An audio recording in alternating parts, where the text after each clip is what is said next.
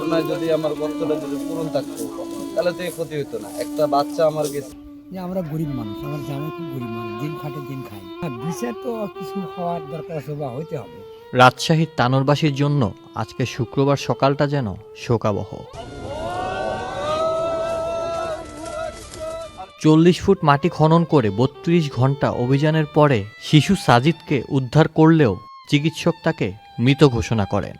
তো বাচ্চাটাকে আমরা প্রাথমিক অক্সিজেন দেওয়ার পর যে রিসার্চ প্রক্রিয়া সেটা শুরু করেছিলাম, কিন্তু যে কোনো মতে রেসপন্স করছে না দেখে আমরা 9:40 তাকে আসলে মৃত ঘোষণা করি। এরপরই সাজিদের মৃত্যুতে রাজশাহীবাসীর সাথে কাঁদছে দেশ।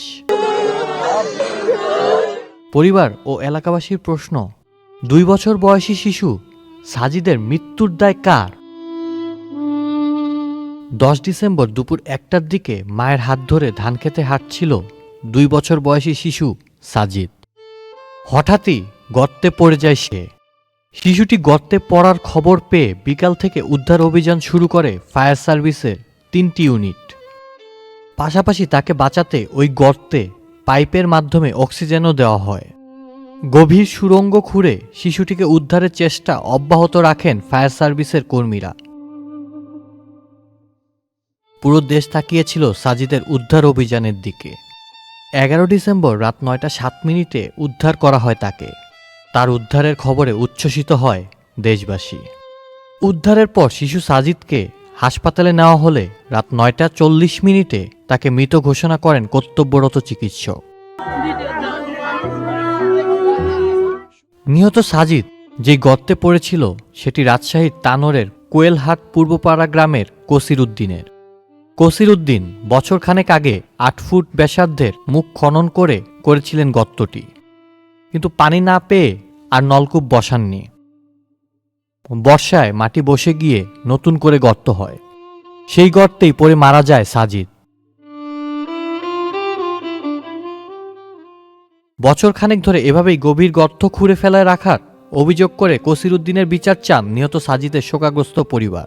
ঘটনায় যদি আমার গর্তটা যদি পূরণ থাকতো তাহলে তো এই ক্ষতি হতো না। একটা বাচ্চা আমার গেছে, সেটা আমি যে 55 ফিটে পাইছি, একটা কিছু সতর্ক থাকতো। 55 ফিট কিন্তু একটা বাচ্চা যায় না। 10 ফিট থাকতো, একটা সমল 10 ফিট থাকতো, 15 ফিট থাকতো, আমার বাচ্চাটা আমি জীবিত পাইতাম। আমার সন্তান 55 ফিট গেছে, আমি 32-34 ঘন্টা পরে আমার বাচ্চাটা আমি পাইছি। 30 ঘন্টা থাকার পরে আমি অপেক্ষা করার পর আমার বাচ্চাটা আমি চেহারা দেখতে পাইছি। কারো গাফিলতি আছে আর উদ্ধার অভিযান না, উদ্ধার অভিযান ইনশাআল্লাহ কোনো গাফিলতি নেই। তারা তত চেষ্টা করছে, কিন্তু পজিশনটা এবং তাদের অনেক সময় লাগছে, কারণ মাটি আস্তে আস্তে গভীরে গেছে, এই জন্য তাদের একটু সময় লাগছে। আমি এখন চাই ভাই এলাকাতে দেশবাসীর কাছে সবার কাছে দোয়া চাই, সবাই যাতে আমার বাচ্চার জন্য দোয়া করে। কারণ আমি দেশবাসী আমার জন্য দোয়া করেছে আজ 2-3 দিন ধরে। ইনশাআল্লাহ আমি সবার কাছে সবার প্রতি খুব কৃতজ্ঞ। আবারও দোয়া চাই যাতে সবাই দেশবাসী সবাই যাতে আমার ছেলের জন্য দোয়া করে। আমার এইটুকু চাওয়া, আর কিছু চাওয়া না।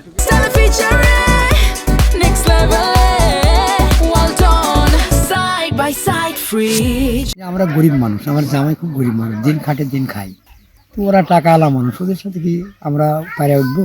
হয়তো বাদী হব, এদিক সেদিক করে। বাংলাদেশের পরিস্থিতি তো আমরা সবাই জানি। তার জন্য প্রশাসন যেটা করে, যে সে অন্যায় করেছে, সে যদি ওই কোষের যদি আজকে ওই বোরিংটা যদি না করতো, তাহলে আমার বাচ্চাটা বা নাতিটা ওর মধ্যে পড়তো না। পর্যাপ্ত না হলে ঘিরে রাখতো, বন্ধ করে রাখতো।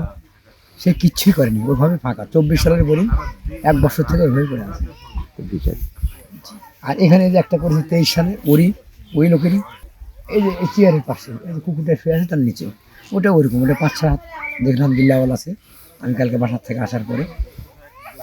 আর আমার বলার মতো তেমন কিছু নাই। আমি এখনো বলতে পারবো যে এই বাচ্চাটা আমার কীভাবে পড়ে গেল, কীভাবে পরিশ্রম করে হয়তো। বিচার তো আনতে চাই না। হ্যাঁ, বিচার তো কিছু হওয়ার দরকার আছে বা হইতে হবে।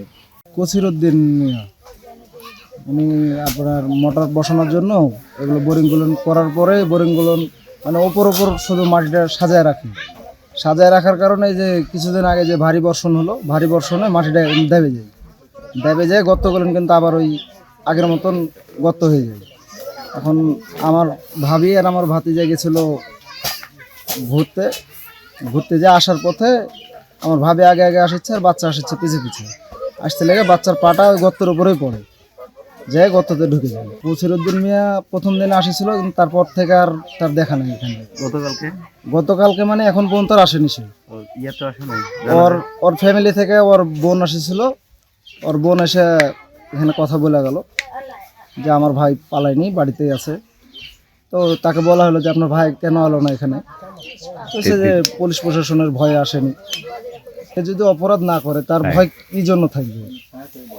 আমার কথা হচ্ছে এটা, আমি যদি অপরাধ না করি আমার ভয় কিসের? আমি আমার কাজের জন্য একটা জিনিস করেছি, দুর্ঘটনামূলক একটা জিনিস হতে পারে,